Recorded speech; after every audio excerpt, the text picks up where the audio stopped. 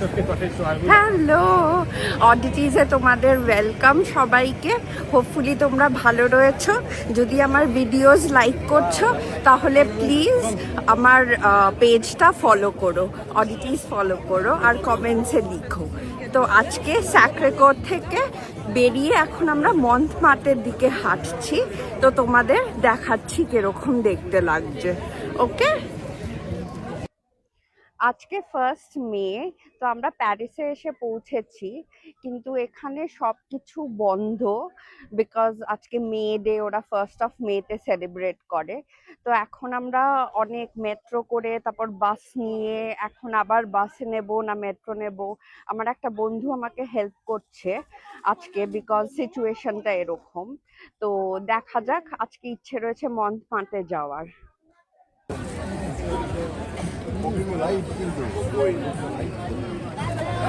এটা একজন লাইভ, ও দাঁড়িয়ে রয়েছে এখানে, কিন্তু ও জানতো, মনে হচ্ছে যেন একটা মূর্তি বানানো রয়েছে। আর এইটা হচ্ছে রাস্তাটা, ওই যে যাকে আমি বলেছিলাম শুভনীত, আমার বন্ধু, ও চলে যাচ্ছে, ক্যামেরা শাই মনে হয়। তো ও আজকে আমাদের হেল্প করে দিয়েছে। তো রাস্তাঘাট সব বন্ধ ছিল, পুলিশ কর্ডন করা ছিল, তো বাস রুটস বন্ধ ছিল, তো অনেক ঝামেলা ছিল। তো আমরা সেই সব পার করে মন্থমার্টে এসছি।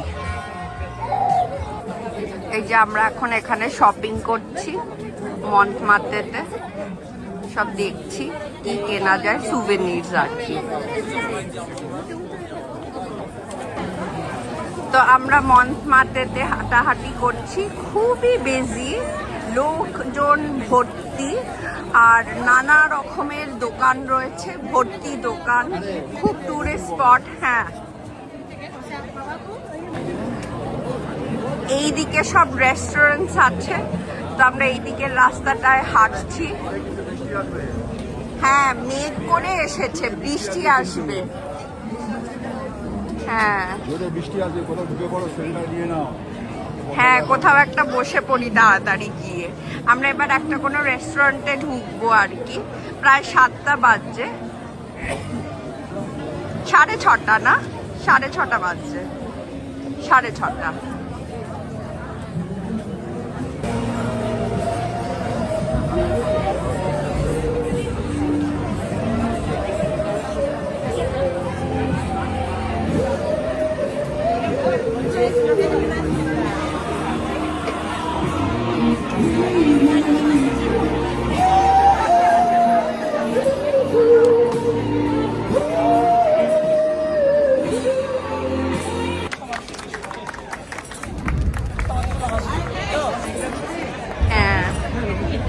মেঘ ডাকছে আর খুবই সুন্দর আবহাওয়াটা, মেঘ মেঘ করে রয়েছে, মেঘ ডাকছে, যে কোনো সময় বৃষ্টি আসতে পারে। তার মধ্যে আমরা হেঁটে বেড়াচ্ছি, আমার তো খুব মজা হচ্ছে।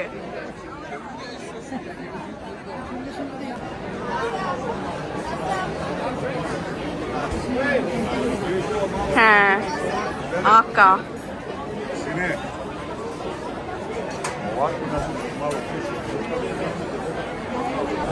তো আমরা এই রেস্টুরেন্টটায় ঢুকেছি, এখানে আমাদের নিয়ে যাচ্ছে, একটা টেবিলেতে বসাবে।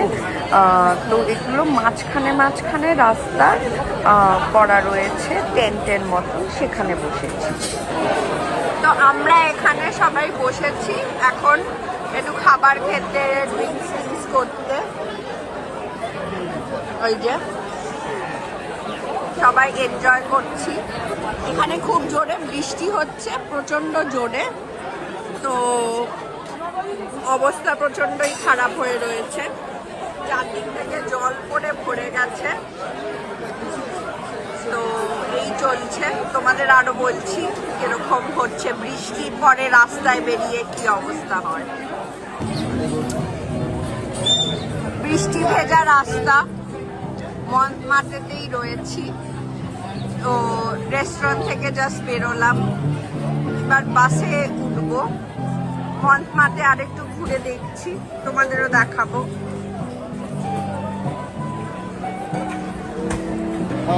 সাকরে কর থেকে নেবে মন্থমার্তেতে আমরা ঘুরে ঘুরে দেখছি। মন্থমার্তে একদম একটা টুরিস্টি জায়গা, অনেক টুরিস্ট, প্রচুর ভিড়, আর রেস্টুরেন্টস আর সুভেনির শপসে ভর্তি, যেটা সাকরে করের দেখলাম আসার সময়। আর এই জায়গাটা রেস্টুরেন্টস, যেখানে অনেক স্ট্রিট আর্টিস্ট থাকে।